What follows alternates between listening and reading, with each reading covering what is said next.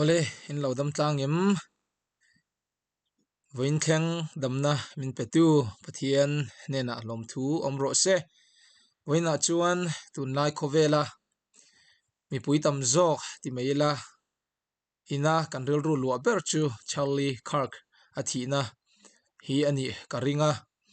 mi tam tak ama du lo tu athu soipom lo tu khovel setan le a party hoten aloma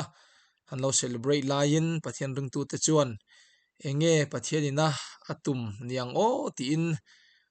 kan ril ru hi a boi em a ta te achuaka ril ru hi anom lo em ani kum som thum pakhat lekin min kalsan chu anita ama ro chu ka tong tai ber le kan tong tai tur bera ka du ber chu Charlie Khaka hi hei achi na wang hian mi tam tak hian pathian hi ron zong tak tak sela ti hi ka du'a a Charlie Khaka video hi tuna ama chu an that thei ama ro chu subscriber nuai li siang rok le sang sari chuang aneya chuan video te po sang kha sari chuang aneya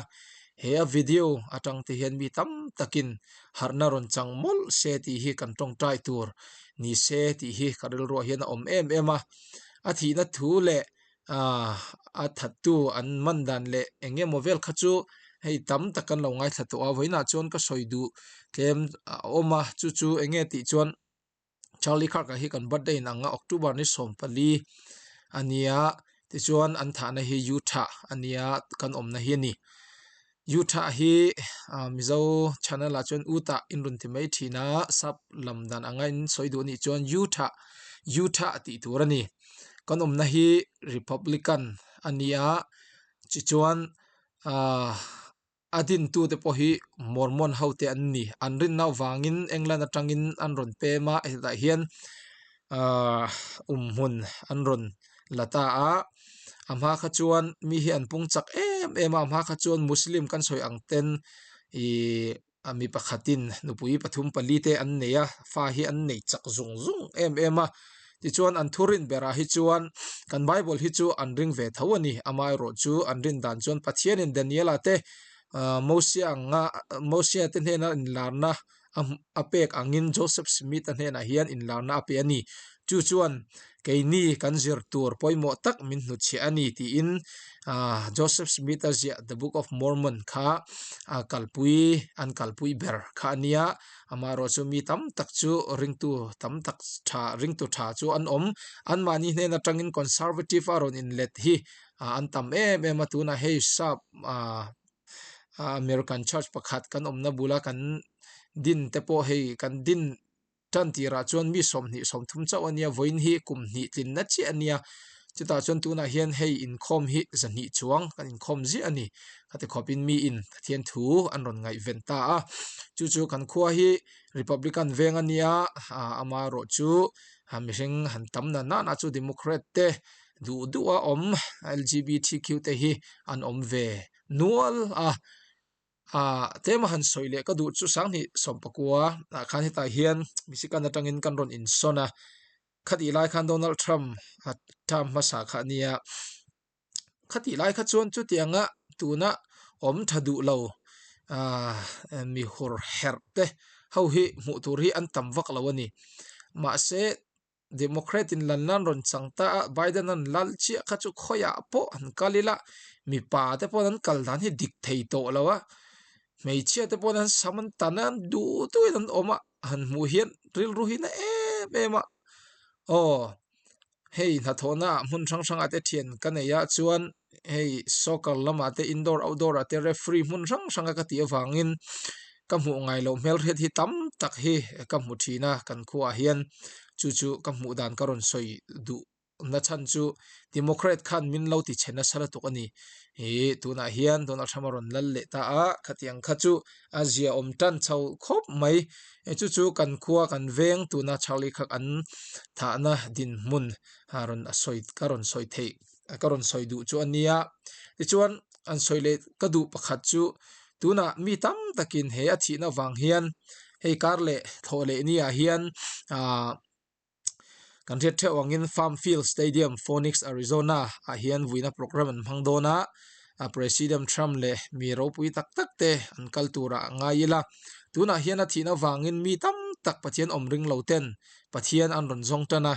bia in kal ngai lo thalai tam tak ten bia in an ron kal tan ti hi han hriat hian alom om viawa Europe rama te Africa rama te mun sang sanga lungoi lo na ni chia si lovin pathian thu au pinan hunan mangani chu chu ka tong tai na ania ke ni te pon kan tong tai na tur ani chu wangin hei tuna adin turning point TPUSA ti te hi atha ema chu chu turning point USA ti chu USA an din tan tira hian an base ber an kalpui ber le an thurin thu pui ber chu pathian trust in God ti chau khani in God we trust mo pathian chau kan ring ti hian ni chuta chon ikir le ang u pathian thu chau hian kan ram hi kan din theyang kan ruai theyang pathian thu chau hian kan ram hi chak takin kan kalpui theyang ti hi athu pui ber ania chu wangin hey liberal hauten kan min thalai tam tak an brainwash hey sikula te hian idu le mi pai ni thei idu le mei chia ni thei tiang hian an ti thina chu chu adu lo em bible ina min zir ti rang khan huai sen takina kalpui thina ni chu chu ropui em heta khan ni chin lok khan mei chia pakhatin aron soi kha ka muwa Charlie Kirk hi mi tam tak chu pulpita hian conservative an di thina ani chu akal na pianga hian conservative ani chu chu poimo em ani chu pathian thu chau min hrit lo ni tin kan om dan tur theng hian min hrila min du sak em ani ti chon azot tu nu in ang tin nge azot ti chuan tuna hian a om to lowa eng tin nge thalai te hin om zelang eng tin nge apoi dan tur le poilo tura ingai ti azo na chuan eng tin nge a chan ti chuan mi tam takin Charlie Kirk hi arin na wanga martar ani wangin pathian tu hi an soingam lo mai thei ma se hi ke ni chuan kan kalpui zelang ati mi in anrin na wanga na an chan ngam ani chuan enge he pathian thu ta hi kan soingam lo wang ti hi a soi ve mia mai ka du khop mai hei hi kan kalpui zel lo chuan liberal haute hian min chim ral vekang ati ani tuna liberal haute hian an brainwash idu le mi pai du le mei che du tu in om thei ti hi bible atanga om mia lo hian an thuak hi ti buai turin school ate hen lo zir tir thin ani mo chung chu apoi ema chuta chuan ke ni in he ka fa te po hi unauli pathian in mal min soma pathum school an kala enge injir pathian thu ne na in min lo om chuan varing su ma se watong su in nu le in thil riat kha dik lo chuan min zot thin ro ti hi ka ti thina ni chu wangin vaina hian ka soidu per chu he a thi na wang hian harna ro pui tak pathian thu harna mo emotional le activity le celebrating men maya harna ni lovin pathian thu harna mi tam takin ron chang mol ro se ti hi itong tai pu yang u a video tang hian mi tam takin pathian an lo zona pathian an lo mu theina turin itong tai pu yang u chuan khovel dana chuan anu puile afate an naw pang ema ngai tu om em ani ma se anu kha ka fak em sam som li le paruk pathian chumin veng tu ani mo kan mo huna min pui tu ani ti te kharon post theya tuna ri chuan an la lungleng lo po ni mai thei ma se tong tai pui se lang u pathian tharau thiang hlimin a om puya apa ngai lova apa ina athi pui pathian thu tak boi pui zel tura ken pen thein turin tong tai pui ang u ti hi voina hian ka channel hian ron da ka duwa ke po ka lungai ema pathian mi te